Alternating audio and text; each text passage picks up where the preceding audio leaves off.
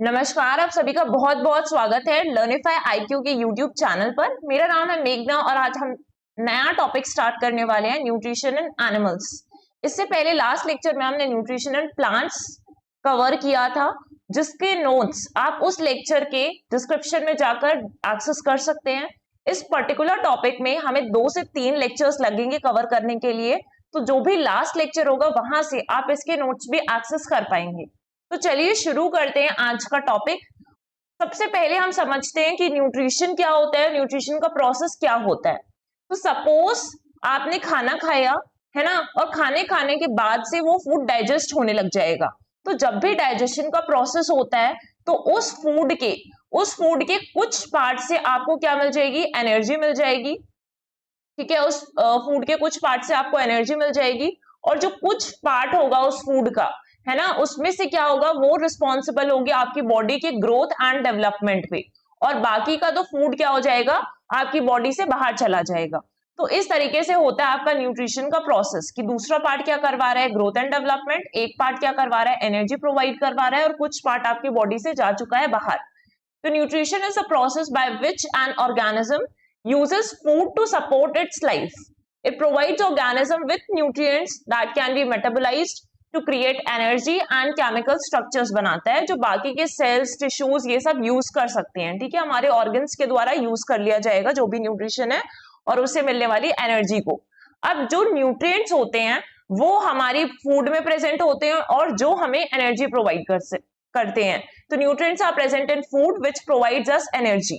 अब हमें देखना है कि टाइप्स ऑफ न्यूट्रिएंट्स, है ना, वो ही न्यूट्रिएंट्स कौन कौन से टाइप्स होते हैं। तो पहला होता है ऑर्गेनिक न्यूट्रिएंट्स, और सेकेंडली आपके होते हैं इनऑर्गेनिक न्यूट्रिएंट्स। ठीक है, तो ये चीज हम समझते हैं कि ऑर्गेनिक और इनऑर्गेनिक क्या होता है।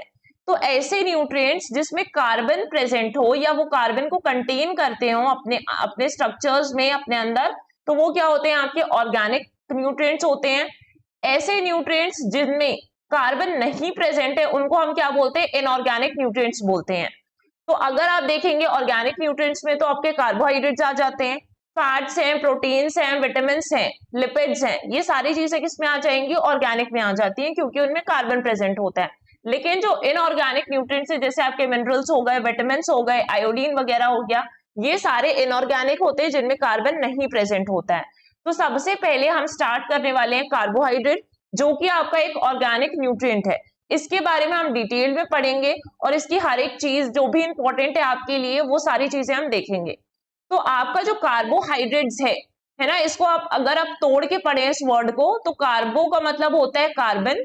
ठीक है, और अगर हम इसी में हाइड्रेट्स को देख रहे हैं तो हाइड्रेट्स का मतलब क्या हो जाता है, आपका वाटर। ठीक है, वाटर यानी कि आपका H2O। अब इसमें H2O में भी H भी प्रेजेंट है, O भी प्रेजेंट है, यानी कि हाइड्रोजन भी प्रेजेंट है आपका, और दूसरा जो आपका O है दैट इज ऑक्सीजन, तो ऑक्सीजन भी प्रेजेंट है। अब ये तीनों मिला के कार्बन, कार्बन हो गया, ठीक है, ये ऑक्सीजन हो गया, तो कार्बन C, H भी प्रेजेंट है हाइड्रोजन के फॉर्म में, और O भी प्रेजेंट है, तो ये तीनों यहाँ पे प्रेजेंट है। इसलिए इसको और क्या नाम से जाना जाता है, कार्बोहाइड्रेट्स को हाइड्रेट्स ऑफ कार्बन भी बोलते हैं, और it is known as carbohydrates. अब कार्बोहाइड्रेट आपने देख लिया कि कार्बन, हाइड्रोजन और ऑक्सीजन से मिलकर बना हुआ है, एंड इसको आप किस नाम से और जानते हैं, तो इसको कार्ब्स भी कहा जाता है। तो carbohydrate is also known as carbs, and it is the main source और primary source of energy in your body. ठीक है, आपकी बॉडी को प्राइमरली एनर्जी प्रोवाइड करता है कार्बोहाइड्रेट्स। जो आपकी बॉडी है ना, वो इसी कार्बोहाइड्रेट को तोड़ देगी, और किसमें तोड़ती है, ग्लूकोज में तोड़ देती है। ठीक है, इसको तोड़ेगी, ग्लूकोज प्रोड्यूस्ड हो जाएगा, और वो ग्लूकोज जो है आपके सेल्स के लिए, आपके टिश्यूज के लिए और आपके ऑर्गन्स के लिए प्राइमरी सोर्स ऑफ एनर्जी की तरीके से काम करेगा। ठीक है, उसको एनर्जी प्रोवाइड करेगा। अगर आप देखेंगे तो फॉर्मेशन ऑफ कार्बोहाइड्रेट्स बेसिकली कहां पर होता है, ग्रीन प्लांट्स में होता है। ग्रीन प्लांट्स फोटोसिंथेसिस के प्रोसेस के थ्रू, है ना, सनलाइट की प्रेजेंस में फोटोसिंथेसिस का प्रोसेस होता है जिसके द्वारा ग्रीन प्लांट्स कार्बोहाइड्रेट्स बनाते हैं, है ना। और एक ऐसा प्रोसेस है फोटोसिंथेसिस को एक्सप्लेन किया हुआ है जस्ट कि कार्बन डाइऑक्साइड एंड वाटर की हेल्प से विजिबल लाइट की प्रेजेंस में एनर्जी यूज करके प्रोसेस होता है, और उससे ही ग्रीन प्लांट्स कार्बोहाइड्रेट्स का फॉर्मेशन करते हैं। The result is the reduction of carbon dioxide to carbohydrates and the formation of oxygen। ये सारी चीजें होती है फोटोसिंथेसिस का प्रोसेस, काफी बेसिक सा प्रोसेस है जो हम शायद पहले भी डिस्कस कर चुके हैं। ठीक है। अब फिर आप देखेंगे कि अगर हम केमिकल क्लासिफिकेशन करें, यहाँ पे प्लांट्स नहीं होगा, यहाँ पे कार्बोहाइड्रेट्स होगा। ठीक है, तो अगर आप केमिकल क्लासिफिकेशन करेंगे कार्बोहाइड्रेट्स का, तो इसमें मोनोसेक्राइड्स आते हैं, ऑलिगोसेक्राइड्स आते हैं और आपके आते हैं पॉलीसेक्राइड्स। ठीक है, तो सबसे पहला क्लासिफिकेशन जो हमें पढ़ना है मोनोसेक्राइड्स। इसका मतलब ही समझ लिया, अगर ये मोनो बोल रहा है मतलब यहाँ पे क्या हो जाएगा, सिंगल। जहां पर भी मोनो लिखा होता है वहां पर सिंगल होता है। एंड सैक्राइड्स का मतलब होता है शुगर। ठीक है, ऐसे कॉम्प्लेक्स वर्ड्स इस चैप्टर में देखने के लिए मिलेंगे, तो आप उसको ब्रेक डाउन करके उसका मीनिंग समझकर पढ़ सकते हैं। तो मोनोसैक्राइड्स का मतलब सिंगल, अनसैक्राइड्स का मतलब हो गया शुगर।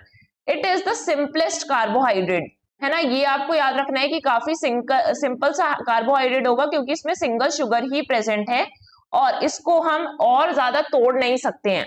तो जो भी चीजें कॉम्प्लेक्स होती हैं आप उसको छोटे छोटे फ्रेगमेंट्स में ब्रेक डाउन कर सकते हो, लेकिन अगर ये चीज इतनी सिंपल है कि आप उसको हाइड्रोलिसिस के प्रोसेस के थ्रू छोटी छोटी चीजों में ब्रेक डाउन नहीं कर पाओगे।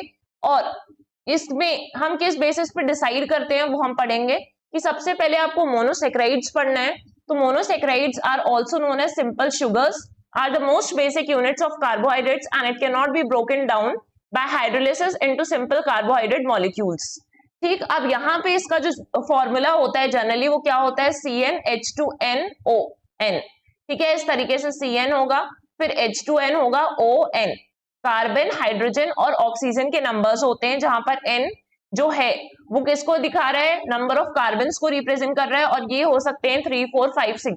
सपोज आपने n इज इक्वल्स टू 6 लिया, है ना, n इज इक्वल्स टू लिया 6 लिया, तो यहाँ पर आप रखिए n की जगह पर आपने 6 प्लेस किया, h है 2 इंटू 6 करेंगे तो क्या आ जाएगा, यहाँ पर 12 आ जाएगा, o n की प्लेस में फिर से हमने 6 रख दिया। तो C6H12O6 क्या होता है, आपका ग्लूकोज मॉलिक्यूल होता है।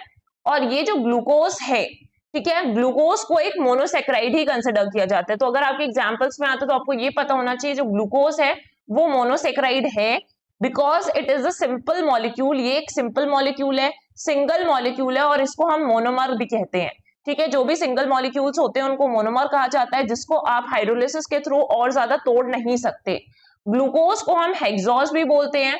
ठीक है, क्या बोलते हैं, हेक्सोज बोलते हैं, क्योंकि इसमें कितने कार्बन प्रेजेंट है, 6 कार्बन प्रेजेंट है। वैसे ये मोनोसेक्राइड है, ठीक है, क्योंकि यहाँ पे सिंगल शुगर प्रेजेंट होगा, सिंपल शुगर्स प्रेजेंट होते हैं, लेकिन इसको हेक्सोज क्यों कहा जाता है, नंबर ऑफ कार्बन के बेसिस में, क्योंकि यहाँ पे 6 है और 6 के लिए हम हेक्सोज प्रीफिक्स यूज करते हैं, हेक्सा लगाते हैं। ठीक है, आप टाइप्स ऑफ मोनोसेक्राइड्स आप देख सकते हैं, और ये किसके बेसिस में, कार्बन के बेसिस में। तो सपोज आपने रख दिया n की जगह पर 3 रख दिया, मैं 3 से लेकर 6 तक रखना है ना, तो जब आपने n की जगह पे 3 रखा, ऐसे C है, n की जगह पर आपने 3 रख दिया, H है, फिर अगर आप 2 इंटू 3 करेंगे तो यहाँ पे क्या आ जाएगा, 6 आ जाएगा, और O की जगह पे वापस 3 आ जाएगा। तो ये आपका क्या बन गया, ट्रायोज बन गया। और ट्रायोज में एग्जाम्पल है, ये सारे एग्जाम्पल्स लिखे हुए हैं, ठीक है, एंड में। तो एग्जाम्पल है ग्लिसरा एल्डिहाइड, है ना। इसके बाद से अगर आपने n की जगह पर इसी सेम फॉर्मूले पे रख दिया 4, तो C4H 2 4 जा 8 हो गया, और O आपका O4 आ जाएगा। तो इसको क्या बोलते हैं, जहां पर नंबर ऑफ कार्बन 4 हो रहे हैं, टेट्रोज, और उसका आपका एग्जाम्पल हो जाएगा एथ्रोज। फिर अगर N5 रखेंगे तो C भी 5 हो जाएगा, यहाँ पर C5 हो जाएगा, और C जैसे ही 5 होगा तो उसको हम क्या बोलने लगेंगे, पेंटोज बोलेंगे। और पेंटोज का एग्जाम्पल आपका राइबोज। ये सारे मोनोसेक्राइड्स ही हैं।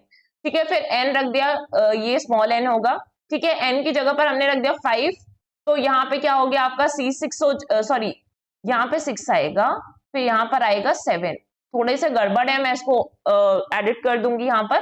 तो C is equals to 6 hexose आता है, और यहाँ पे उसका एग्जाम्पल है ग्लूकोज जो हमने देख चुका है ये, और यहाँ पे 7 रखा n जैसे ही, तो C भी क्या हो जाएगा 7, जिसको हम हेप्टोज कहते हैं, और हेप्टोज का एग्जाम्पल है सेडीहेप्टिलोज।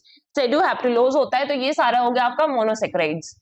फिर आ जाइए आपका नेक्स्ट आपको जो पढ़ना है यहाँ पे क्लासिफिकेशन में, वो है ऑलिगोसेक्राइड्स। तो ऑलिगो का मतलब क्या हो जाता है आपका, ऑलिगो का मतलब होता है फ्यू।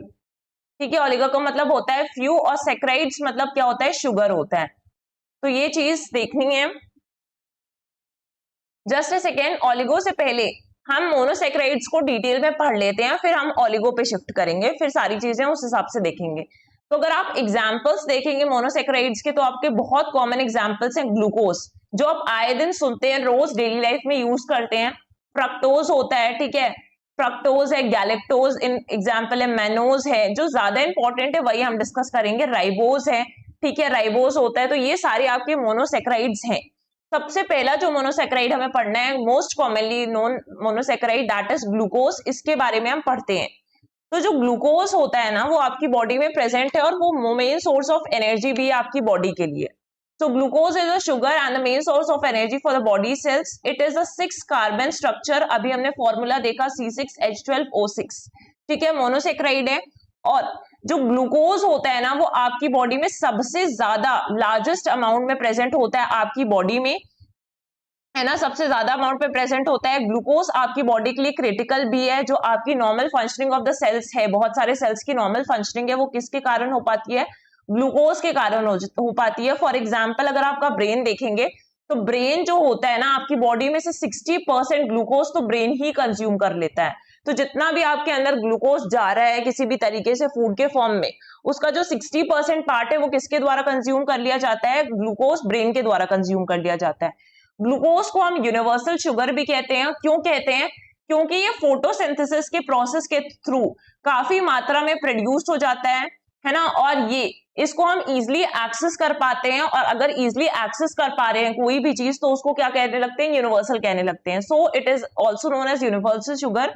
फिर the other name of most abundant monosaccharide in a body, है ना, इसको एल्डोज भी कहेंगे। तो अदर नेम्स जो दिए हुए हैं वो कौन कौन से? ग्लूकोज को एल्डोज भी कहा जाता है। क्यों कहा जाता है एल्डोज? इसलिए कहा जाता है क्योंकि इसमें एल्डिहाइड एक ग्रुप प्रेजेंट होता है ना, एल्डिहाइड्स प्रेजेंट होते हैं।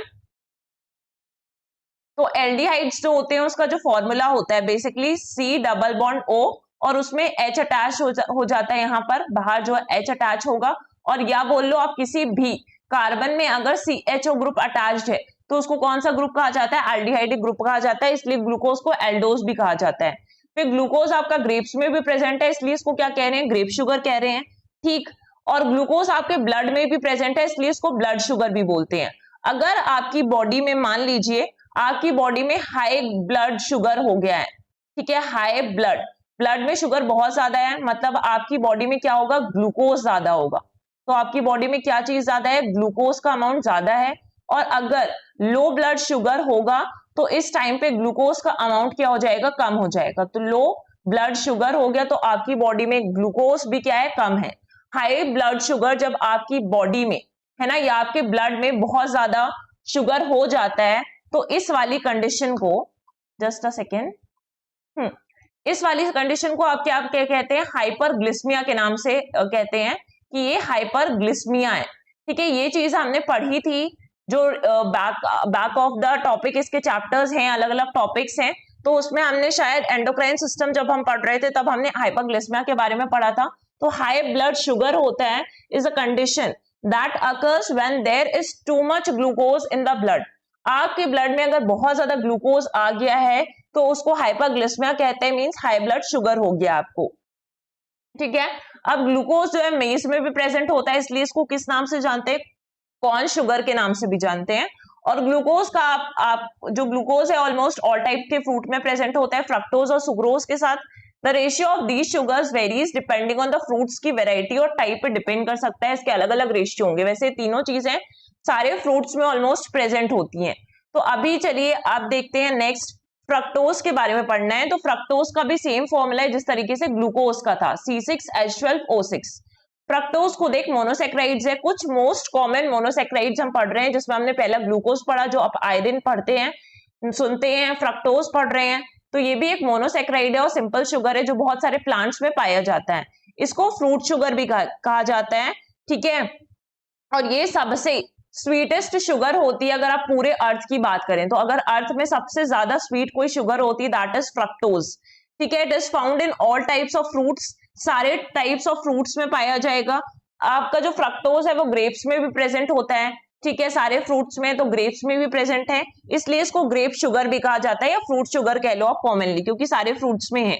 अब इसकी जो स्वीटनेस होती है ना, 1.2 से लेकर 1.8 टाइम्स होती है, जो आपके सुक्रोज यानी कि जो आपका टेबल शुगर होता है उससे 1.2 से लेकर 1.8 टाइम्स ज्यादा होता है। तो ये आपका सबसे मीठा हो गया, ठीक है, सबसे मीठा होता है।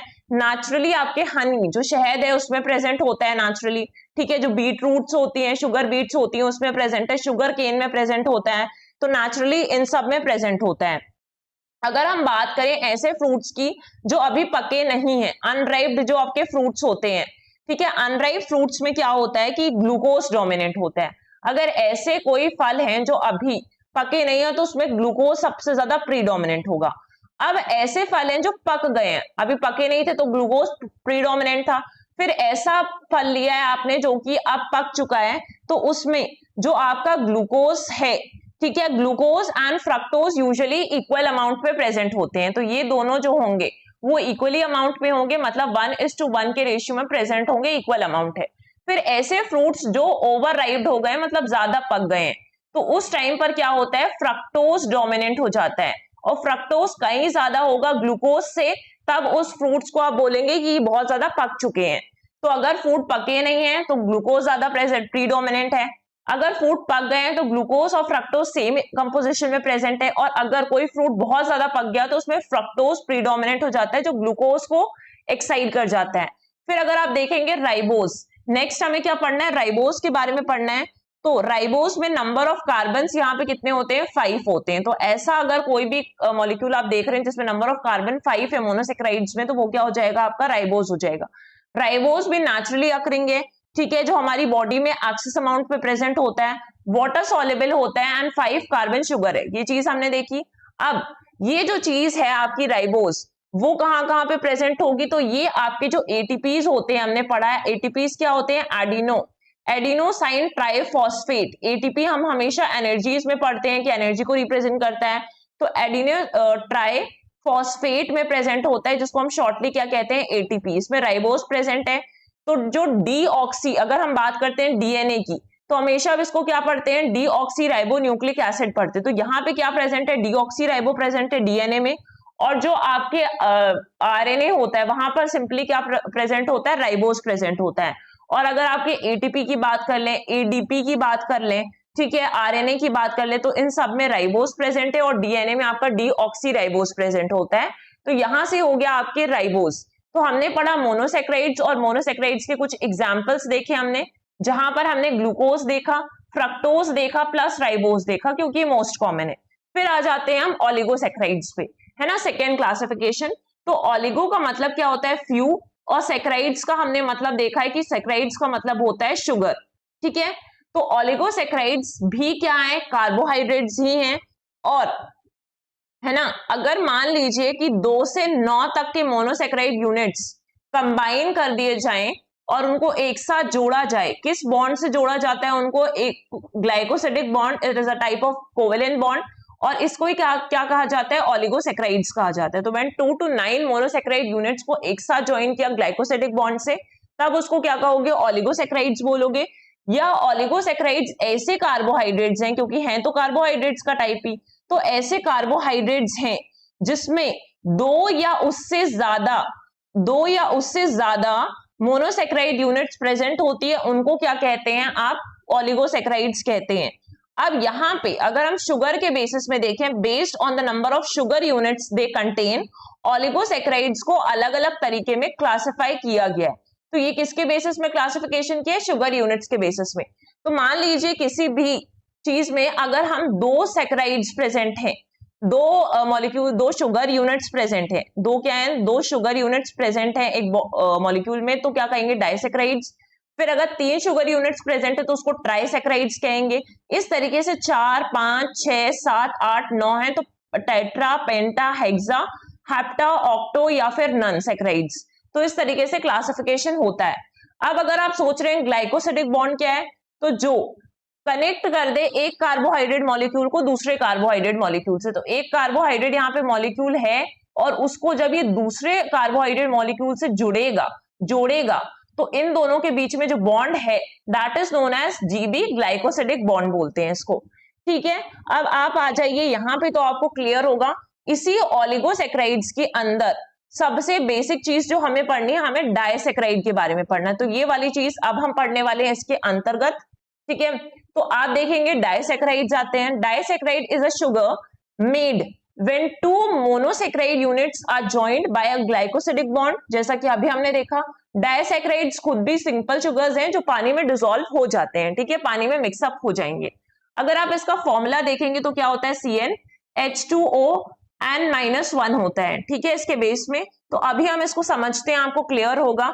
अगर मान लीजिए n आपने n की वैल्यू रख ली 12 रख लिया, ठीक है, n की वैल्यू आपने 12 रख दिया, तो उस टाइम पे क्या हो जाएगा C12H2O, और यहाँ पे अगर आप 12 माइनस 1 करेंगे तो क्या बन जाएगा, 11 बन जाएगा, ठीक है, 12 माइनस 1 11 हो जाएगा। अब सपोज एग्जाम्पल देखिए कि दो मोनोसैकेराइड्स लिए हैं, यहां पर एक मोनोसैकेराइड है आपका और यहाँ पे आपने एक और मोनोसैकेराइड देखा है, इसको भी हम एग्जांपल से समझेंगे कि किस तरीके से आपका C12H2O11 होल 11 बना है। तो ये एक मोनोसैकेराइड है, इसको आपस में जोड़ा, किसके थ्रू जुड़ रहे हैं ये, तो ये ग्लाइकोसिडिक बॉन्ड के थ्रू जुड़ रहे हैं। अब यहाँ पे फॉर एग्जाम्पल आप मोनोसैकेराइड में ग्लूकोज को ले लीजिए, क्योंकि ग्लूकोज एक मोनोसैकेराइड है। तो यहाँ पे आपने C6H12 है ना O6, इन दोनों को जोड़ा है, इन दोनों को जोड़ा है, इसके एग्जाम्पल में हमने लिया। अब इसमें से क्या होता है कि जब भी ग्लाइकोसिडिक बॉन्ड बनता है ना, तो उसमें से एक H2O का मॉलिक्यूल बाहर निकल जाता है, इसलिए हमने माइनस लगा दिया है। तो अगर मान लीजिए मैं यहां से हम एक O निकाल दें तो यहाँ पे कितने O बच जाएंगे, 5O बचेंगे। यहां से आपने 2 H निकाले हैं तो यहाँ पे कितने बचेंगे, H10 हो जाएगा, और बाकी का चीजें वैसा ही है। तो अब आप काउंट करिए कि फॉर्मूला फाइनल क्या बनेगा जब ये दोनों आपस में अटैच्ड हो जाएंगे। तो पहले तो C कितने हैं, 6 और 6 यहाँ पे 12 होगा, ये बन गया।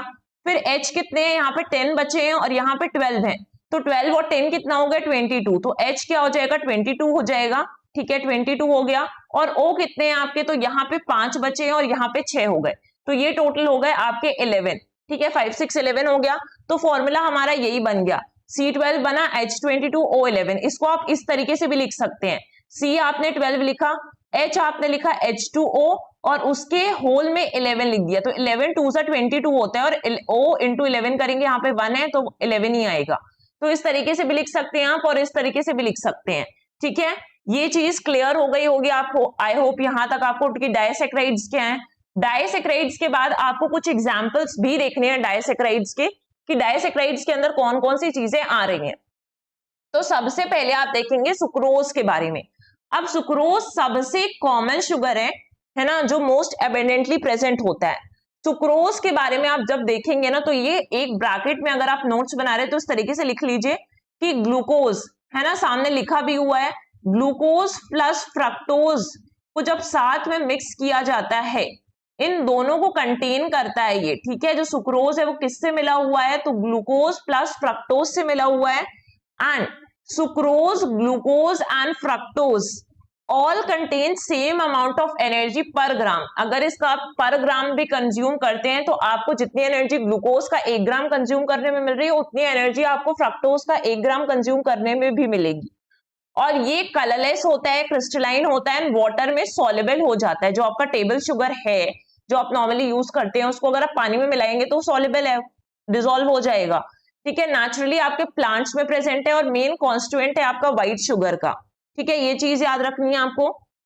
अब ये इसको हम कॉमन शुगर के भी बोलते हैं, तो sucrose is also known as table sugar और it is also known as common sugar. क्यों बोलते हैं, because it is found in plants, in all plants, like fruits में भी मिलता है, वेजिटेबल्स में भी मिलता है, तो सारी चीजों में प्रेजेंट है, इसलिए हम इसको कॉमन शुगर बोलते हैं। अब ये कहां से ऑब्टेन हो रहा है, शुगर केन से ऑब्टेन हो रहा है। अगर शुगर केन से ऑब्टेन हो रहा है तो इसको और क्या कहेंगे, केन शुगर के नाम से भी जानते हैं। शुगर बीट्स में भी ऑब्टेन होता है। Sucrose is found in various amounts in plants like fruits, vegetables and nuts, ये चीज अभी हमने डिस्कस की।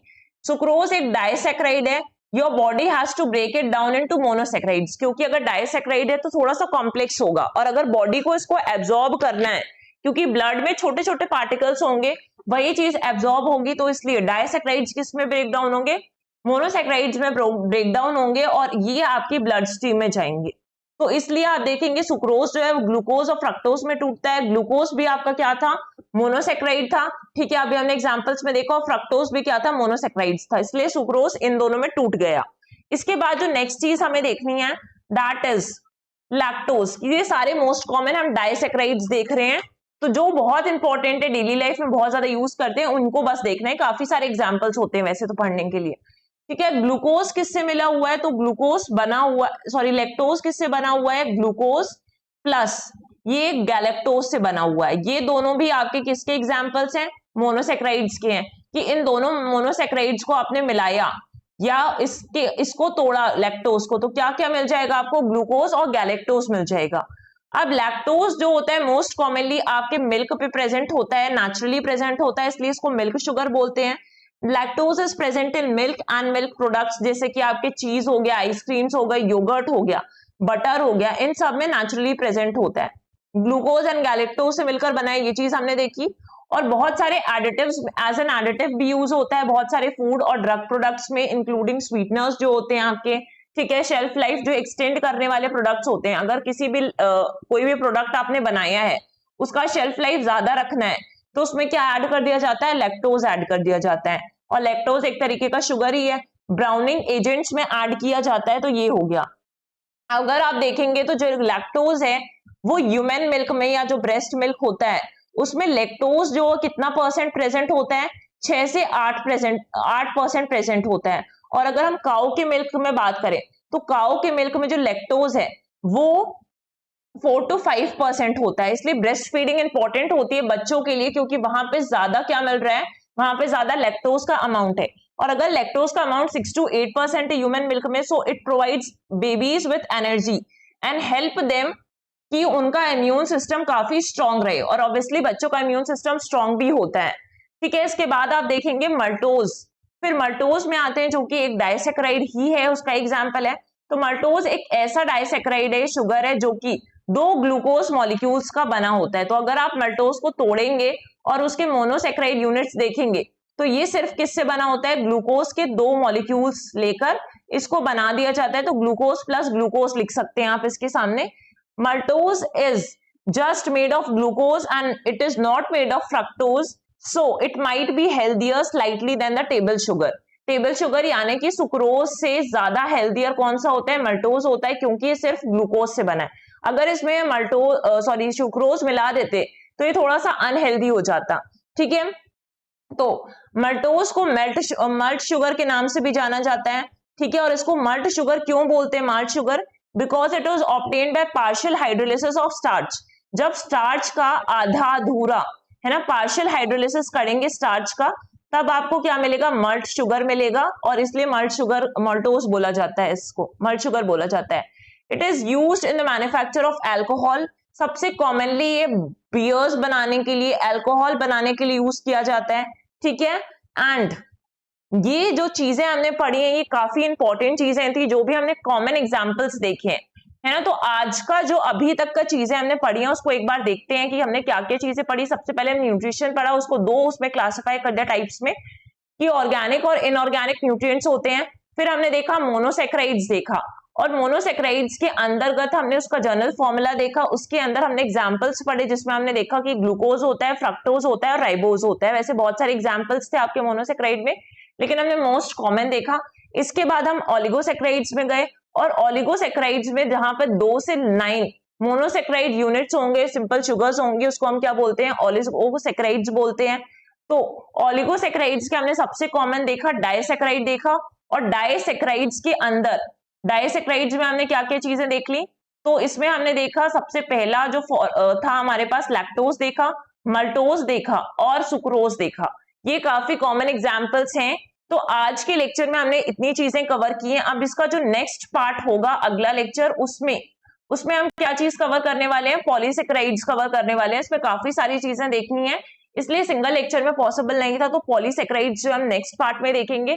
सो तब तक के लिए आई होप आपको सारी चीजें समझ में आ गई होंगी इस पार्ट की। So thank you everyone.